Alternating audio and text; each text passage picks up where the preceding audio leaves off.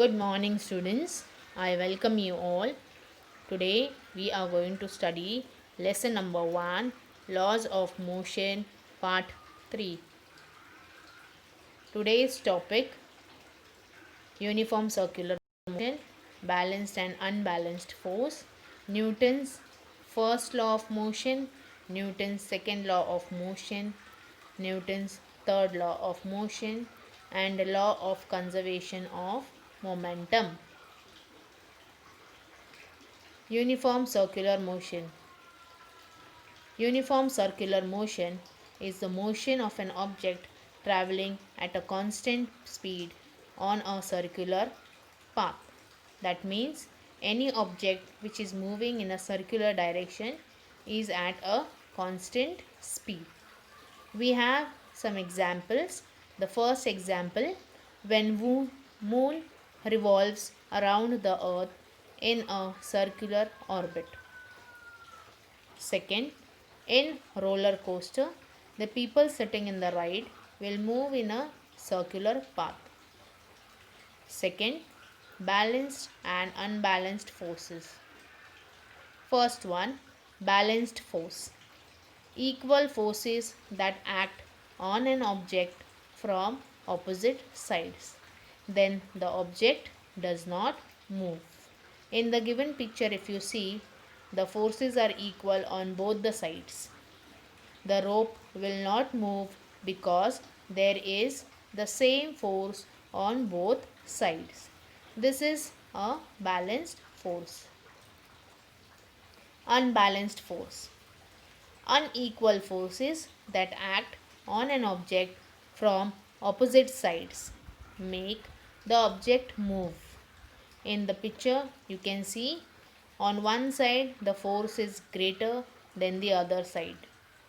So, the rope will move because there is different force on both sides. This is known as unbalanced force. Newton's law of motion. An object continues to remain at rest or in a state of uniform motion along a straight line unless an external unbalanced force acts on it. In the picture, you can see a football is an object which remains at rest. In the second picture, if you see, the boy is trying to kick the football unless acted on by an unbalanced force. In the third picture, if you see, an object is in motion will continue to be in motion with constant speed and direction. In the fourth picture, if you see, unless acted on by an unbalanced force. So, the Newton's first law of motion is been defined by the given picture. Example of Newton's first law of motion. You can see in the picture a golf ball. It will remain at rest unless an external force acts upon it. It will remain at rest till there is no force applied on it. Newton's second law of motion. Before starting Newton's second law of motion, we have to first see what is momentum. Momentum is nothing but it is the product of mass and velocity. It has magnitude as well as direction. Magnitude is nothing but the distance. So, the formula of momentum is mass into velocity. Momentum is also denoted by P. So, P is equal to m into P. Newton's second law of motion. It states that the rate of change of momentum is proportional to the applied force and the change of momentum occurs in the direction of the force. So, if you apply more force to an object, it accelerates at a higher rate. The first picture, if you see, a person is applying force to the mass. So when the person is applying force, the speed increases. That means there is an acceleration. In the second picture, if you see, a person is again applying more force to the same mass. When you apply more force, there is more acceleration and the speed also increases at a faster rate. There is a derivation to prove Newton's second law of motion. That means force is directly proportional to change in momentum upon time. Now change in momentum is nothing but change in velocity. Okay. Now force is equal to mv minus mu upon t. If you see, m and m is common, that is mass is common. So you have to remove mass common as out, that is v minus u upon t. What is v minus u upon t? It is acceleration. So force is directly proportional to mass into acceleration. When you remove the proportionality sign, you have k as a constant where the value is 1. So F is equal to mass into acceleration. This proves the statement of second law, Newton's second law of motion. Newton's third law of motion. It states that every action force has an equal and opposite reaction force which acts simultaneously. In the picture, if you see a person on a roller skater, he is throwing a ball. See the second picture. When you throw a ball, you create action and there is a reaction force. Here the action is force on a ball and reaction is force on your hand. So when you are doing any action, there is a reaction to it. There are 3 examples. In the first example, the action is accelerating force of the bullet and the reaction is recoil force on the gun. See the second example. Action is foot pushes down and back. Reaction is floor pushes up and forward. In the third one, action boy's feet exerts force on boat.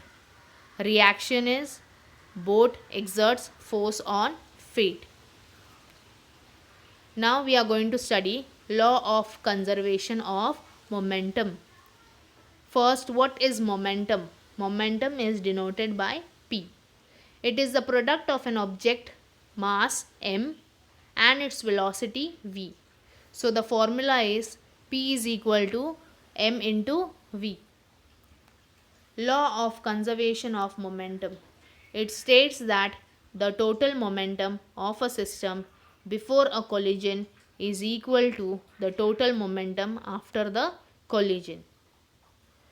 If you see the example, see the first diagram, that is before collision.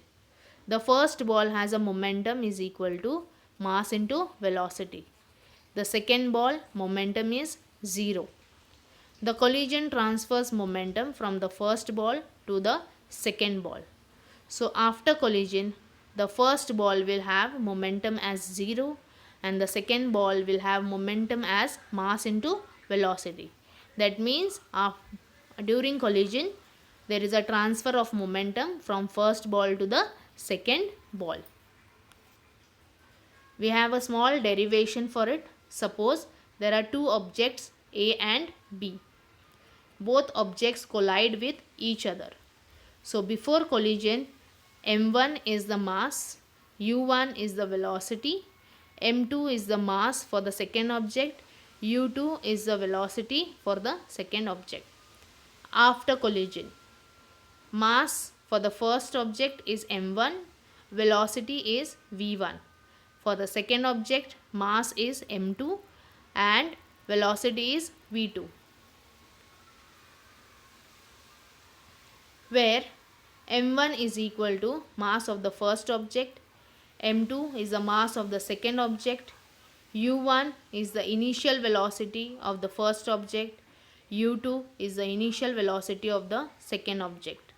v1 is equal to final velocity of the first object and v2 is the final velocity of the second object. To the formula of momentum, the initial momentum of A is m1 u1 and that of B is m2 u2. So the two objects collide. So their force should be F1. This force will cause acceleration in A and its velocity will become v1. So momentum of A after collision is m1 v1.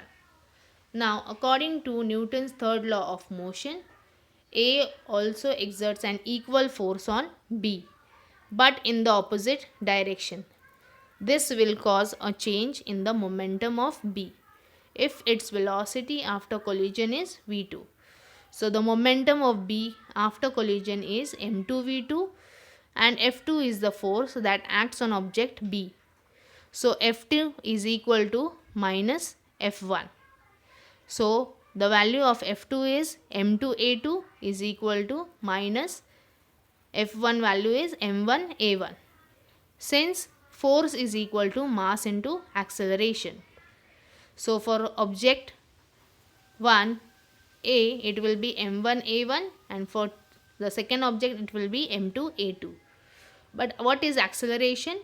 It is change of momentum upon time, that is v minus u upon t. So for m2 is and a2 it will be v2 minus u2 upon t and for a1 it will be v1 minus u1 upon t. Here if you see time is common. So we have to remove time from both the sides. So now what is left? m2 bracket v2 minus u2 is equal to minus m1 v1 minus u1. So if you remove the brackets, you get m2 v2 minus m2 u2 is equal to minus m1 v1 plus m1 u1. So you have to take the like terms together. So in the next step it becomes m2 v2 plus m1 v1 is equal to m1 u1 plus m2 u2. This statement tells us that the magnitude of total final momentum is equal to the magnitude of the total initial momentum. It also states that when no external force acts on two interacting objects, their total momentum remains constant. It does not change. When the objects collide, the total momentum before collision is equal to the total momentum after collision.